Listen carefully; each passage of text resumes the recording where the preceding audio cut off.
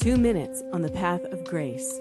For a person to know that they are not alone, to see you there by their side after their world has fallen apart, that can be a great thing. It is a strengthening thing for them to know, I'm not alone in this. I have friends who are here with me. And in Job's circumstance, that's what he needed.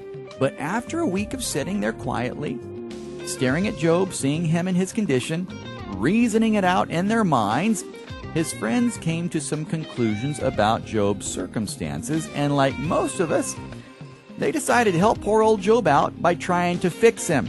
In other words, they decided to let Job know exactly why all of this calamity had come upon him. And boy, oh boy, did they begin to tear into poor old Job, laying all sorts of trips on him, basically saying that everything that happened was all Job's fault. After all, the reasoning went, if a man is living a halfway decent life, there is no way that God would allow this kind of stuff to happen to him. The misery in Job's life had to be because he was living in some sort of sin and rebellion against God, right? So God must be punishing him.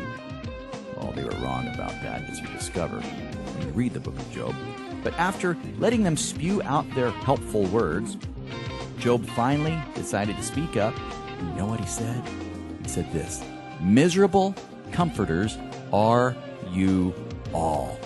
Miserable comforters. He didn't say, you guys are great comforters. He said, you know what, my friends, you guys are miserable comforters. He had this group of buds, right?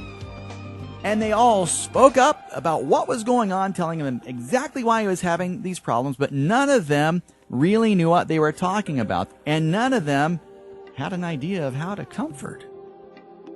To hear more, visit jamesflanders.com.